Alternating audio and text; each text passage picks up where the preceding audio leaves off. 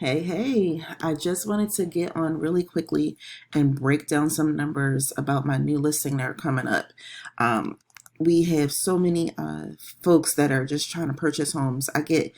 I get probably more inquiries about renting than I do for purchase, and I often wonder if people know their options. So instead of me wondering and instead of me trying to figure it out, I'm definitely going to make it my mission to share to people how things go when you purchase a home, and then also how much more money you save when you do purchase versus when you rent.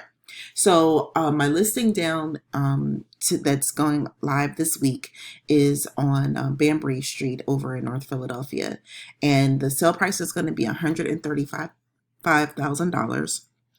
Uh, the typical loan that people would do with this particular property would probably be an FHA project or FHA mortgage. So the you would have to put down 3.5%. So the loan amount for this would be $130,275,000. And I'm sorry, the loan amount would the loan amount would be $132,554. And this is what interest rates looks like today. This is the in the middle of August 2020. So this may vary depending on when you're looking at it. But this is with someone with the average credit score of about a 640, and they are looking to purchase, like I said, midsummer in August of 2020. And so this is kind of where the fees break down. A lot of people talk about closing costs, but never break it down. And so I wanted to make sure that people understood. So whenever you purchase a property, you have to pay your underwriter. So the underwriter is basically the person that will do the underwriting of your mortgage. Underwriting means basically look at every single piece of your mortgage to make sure that you are qualified, that you're getting the best deal possible. They look at all of your pay stubs, they look at your tax returns, they look at your bank statements. They really do a full audit of what's going on your bank account. And also, within your financial picture. So the underwriter, these are all a part of your closing costs and what you pay um, once you close on the property or once you're actually, buying the property. And this is all what's included. You also have to pay a commitment fee. A commitment fee is when the bank is like, "Yep, this is it. This is what you have to do. This is your house. This makes sense financially. We've already underwritten it. We need a few more things, but we're committed to doing this loan." And then, of course, a doc preparation fee is paid to the bank, and a tax service fee. So that's basically for them to verify the taxes, prepare the docs for closing, and things like that. Also, they do a 4506T processing, which is with the IRS to make sure that you have the tax returns that you're providing are in fact what you filed with the IRS. So they just verify that, and they do an employment verification. They do an employment verification during the application process. They also do an employment verification in right before you close. So like the day before you close, they call your job to make sure you still work there. The next set of fees that you can't shop for are your appraisal fees. So typically with a single family home in Philadelphia right now, the appraisal fee is $445. That's something that's pretty standard with this particular bank. I haven't seen it more. Typically with a single family or a multifamily, it would range or vary, but this is what it is today. And then the credit report that the bank uses, they charge $75 for that. And then the flood certification to make sure that you're not into a flood zone, which is important, is $9. Typically, properties in Philadelphia aren't in a flood zone, but there are a few areas that do that are in flood zones that require flood insurance. So it's important to know where you are to make sure that you don't have that flood insurance because it's really, really, really, really expensive. The mortgage insurance premium, my friend Mark does a really good breakdown on mortgage insurance, and I'll make sure I share that with you guys as well. However, this mortgage insurance basically insures you to be able to have a low down payment to the bank, and that insurance premium basically covers if for some reason you default, the bank is ever able to get their money back. You still go through the foreclosure process. It's still, is a default on you. However, you pay this premium so that the bank is covered. So it's not a bad thing. It really allows you to be able to get into the house without having to put 20% down, and you're basically paying a premium over time. A lot of times people get in with this, and then when they do the refi, they're able to drop the mortgage insurance. So you don't have to stick with it for the rest of your life having the house, but it's something that is kind of like a necessary evil if you're only going to put down anything less than 20%. So then we have a broker fee that's paid to my company, which is $675. The home inspection, we're just averaging that out to be about $600. We have what they call a closing protection letter, so that makes sure that everything on the house is taken care of, no back taxes or anything like that. The lender requires title insurance, and title insurance, that's a whole nother video. But title insurance is something that's important because with title insurance, you're able to make sure that there is no liens, or if there is and something comes up after you purchase the house, you're protected. So it's important to have title insurance, and we make sure that everybody who comes through our company has title insurance as a protection layer. We go ahead, there's a notary fee, so that's $125, and then $350 is for a settlement fee, which makes sure that everybody in the transaction is paid. So for this particular property, the closing costs are $7,596.81.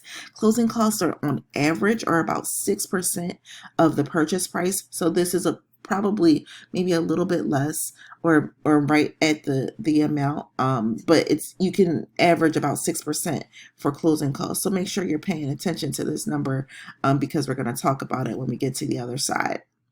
The other things that you have to pay for are your recording fees. So whenever you are taking advantage of the Philadelphia grant, they record a lien on your property for 15 years, and that's for the $10,000.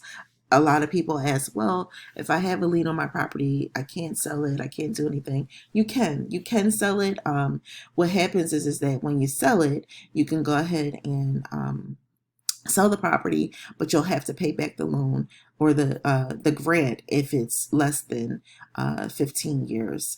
Right now, a lot of people are getting into these properties, and they really have designed this grant for people that are truly Philadelphia residents that want to stay here and not just take advantage of the grant and then leave. It's truly for people that are in need. So they designed it. That's why they put such a long hold on it, so that people wouldn't just come in, take advantage of the grant and leave, or sell their homes or what have you, or do anything like that. So you want to make sure that this is something that you're willing to commit to.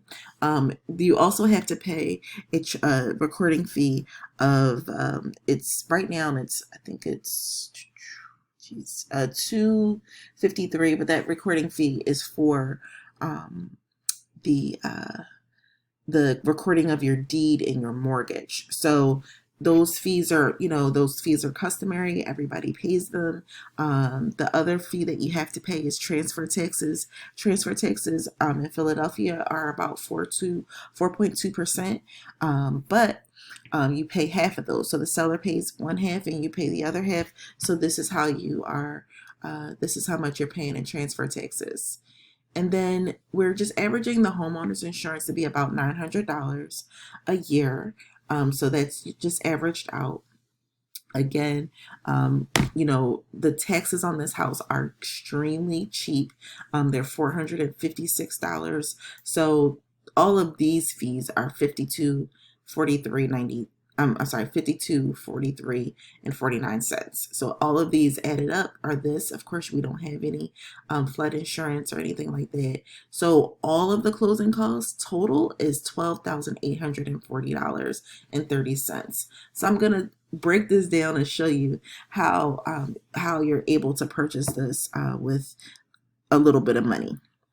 So the purchase price again is 135,000. The total closing cost is 12,840. So this is everything this is how much it costs to buy the house before any credits.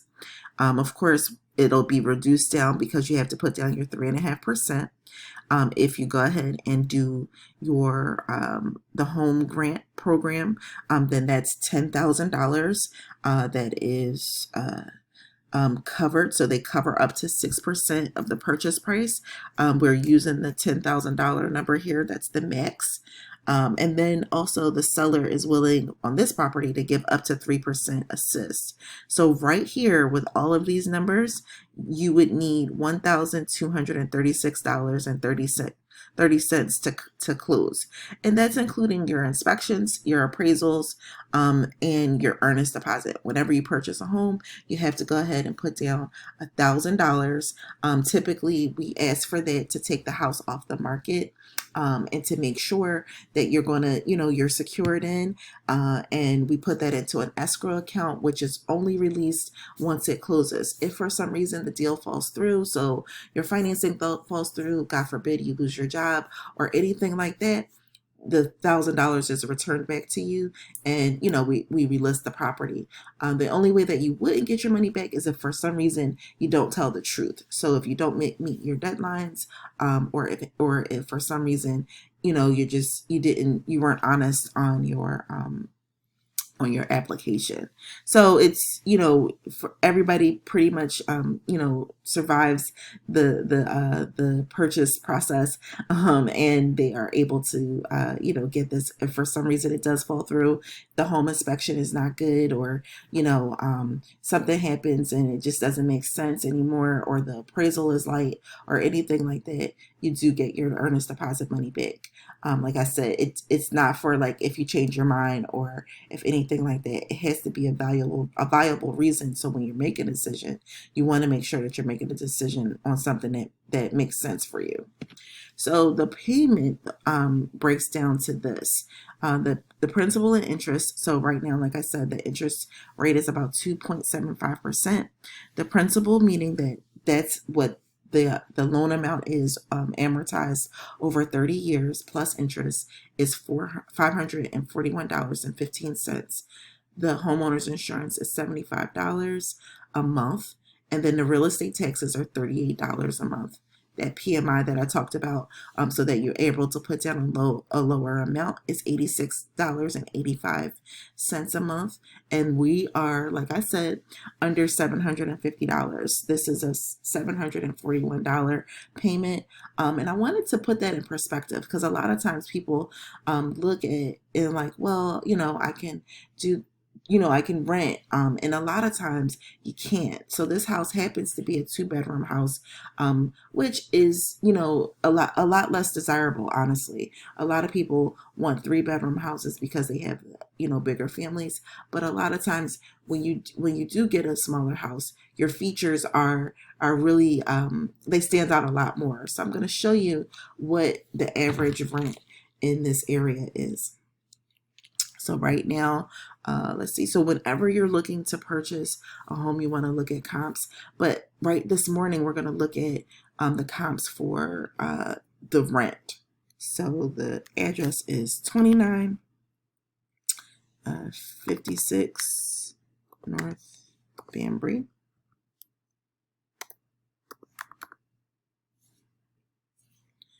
Okay. So we want to look at closed rentals in the area. And right now it looks like we've had some 3-bedrooms close in the area, and they're, within radius to the property, there's nothing that you can rent. I mean, and honestly, these are 3-bedrooms. There's nothing that you can rent in the area for less than $850 However, when you look at the $850 rental, it's not up to the same standard as what the house is. The house is really gorgeous. I'll show you guys some pictures. Um, but this house is also, like the one that's 975 was really, it was okay looking, still not what the house that you own is gonna look like. And then this one for $1,000 is okay, but again, not to the same standard. And in order to move in Philadelphia, typically you need 3 months down. So this one will require $3,000 down, which, as we know, if we went to go ahead and purchase the property with the grants and seller's assist, we would only need this number to put down. So $1,236. So I definitely want you guys to reconsider. I know that we get a ton of inquiry on purchasing. I'm sorry, on renting, and I always ask the question, or always want to know exactly why. Why are you looking to rent versus looking to purchase? And then if it's something that I can help with, we help with credit repair, we help with budgeting, we help with you figure out a savings plan. If there's something that I can help with, I would rather do that, and get you into a home that you can purchase versus you getting into something that will allow you to rent and be temporary. So I want you guys to hit me up. Just know that in order to purchase, you need to have been working for 2 years. It doesn't have to be the same employer. However, it does need to be somewhat of the same industry. That really helps. And then also a minimum right now we're asking for is a 640 credit score. And then on top of that, we are, like I said, we're looking, I typically tell people to have about $3,000 saved. We may not have to use all of that, but if you have that, that's a good cushion to get started. And then also, just make sure you have that mindset there that you want to go ahead and purchase, and have that mindset set in your mind that this is what you want to do. And I think that that's half of the battle, because if you have that mindset, then it's easier for me to be able to coach you along on this. The other things is, also just having a bank account set up, and having your savings there, and having verifiable income. So if you have any questions, as always, give me a call. My phone number is 267-707-6487. I'm going to link a schedule in this video, so that you'll be able to, schedule an appointment to talk. And then also, you can always send me an email at jwilliams@gremom.com. I look forward to working with you guys. I think that home ownership is probably one of the most powerful things in our community. So I'm dedicated to making sure that we're able to get that done. And if you have any questions, hit me up. Talk to you soon.